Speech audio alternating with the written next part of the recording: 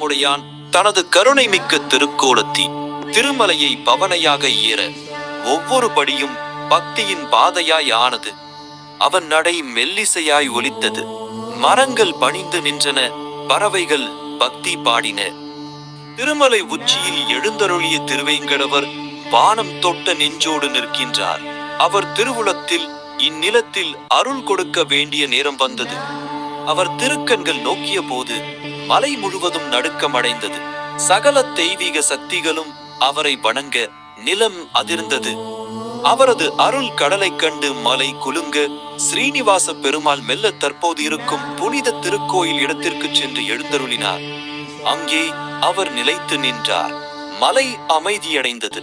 அந்த திருத்தலமே இன்றைய திருமலை கோயிலின் புனித ஆதாரமாக அமைந்தது. இன்று வரை அந்த திருத்தலத்தில் எழுந்தருளிய திருமலை பெருமாள் கோடி கோடி பக்தர்களுக்கு கருணை தரிசனத்தை வழங்கி வருகிறார்.